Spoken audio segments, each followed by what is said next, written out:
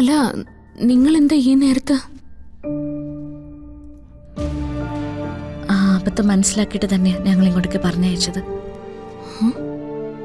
നിങ്ങളെ ഇങ്ങോട്ട് പറഞ്ഞയച്ചോ? ആര്?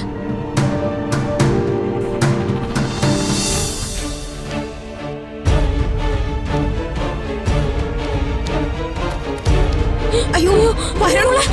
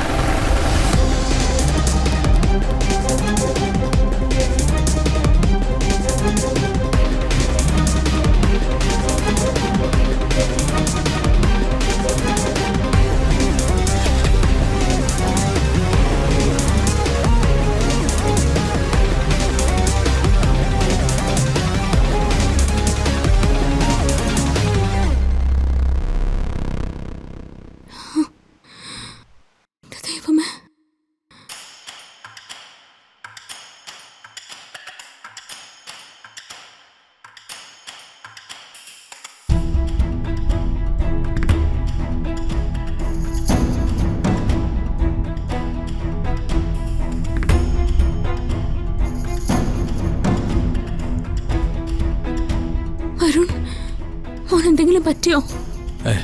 എനിക്ക് കുഴപ്പമൊന്നുമില്ല. മാഡത്തിന് കുഴപ്പമൊന്നുമില്ലല്ലോ? അയാള് ശ്യാമയെ കുത്താൻ പുറകിലെത്തിയപ്പോ ഞാൻ കണ്ട് നിലവിളിച്ചു. ഞങ്ങള് വാതിലടച്ചിരിക്കുകയായിരുന്നു. അതിനർത്ഥം അയാളിനകത്ത് ഉണ്ടായിരുന്നല്ലേ? വരുൺ, അത് ബെഞ്ചമിൻ അല്ലേ? ആരായാള്? കണിമംഗല ഗ്രൂപ്പിന്റെ നാശത്തിന് കാരണക്കാരൻ. അവനെ കണിമംഗല ഗ്രൂപ്പിന്റെ മാനേജറായിട്ട് നിയമിച്ചത് ഞാനാ. അന്ന് മുതലാ കണിമംഗല ഗ്രൂപ്പിന്റെ വീഴ്ചകൾ തുടങ്ങിയത്. ബെഞ്ചമിന്റെ പുറകിൽ ആരാണെന്ന് അറിഞ്ഞേ പറ്റൂ.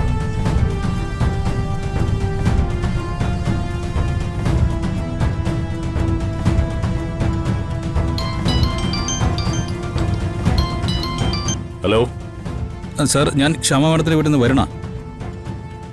വരുൺ പറയൂ.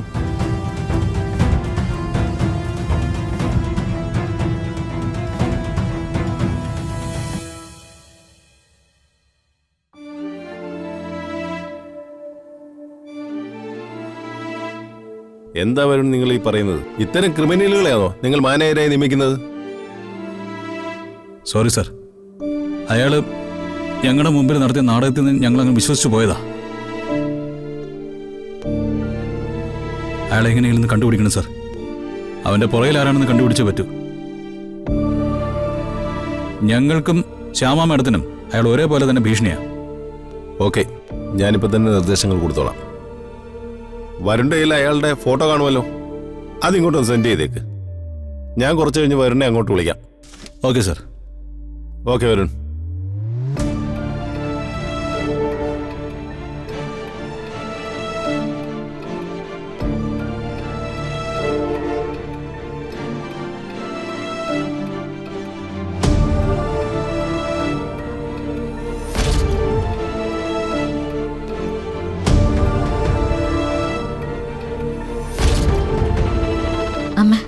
ഞങ്ങൾക്കിപ്പോൾ വരാൻ തോന്നിയത് നന്നായല്ലേ?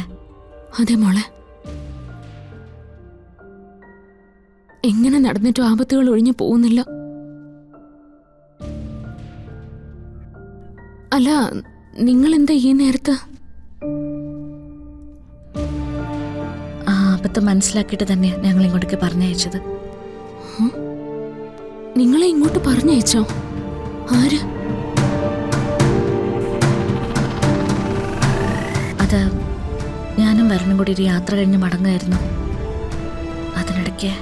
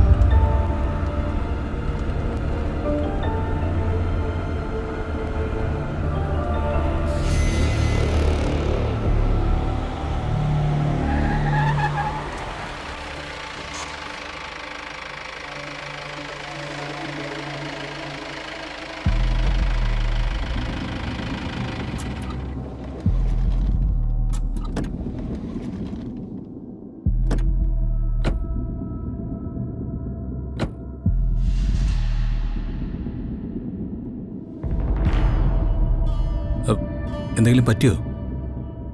പറ്റും, എന്തെങ്കിലും പറ്റും.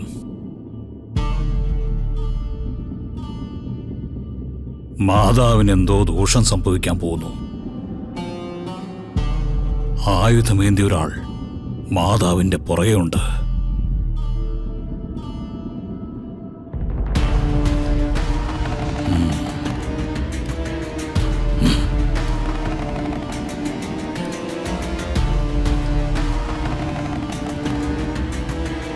പക്ഷെ വരുൺ, അമ്മയ്ക്കെന്തോ ആപത്തുണ്ടെന്നല്ലേ പറഞ്ഞത്?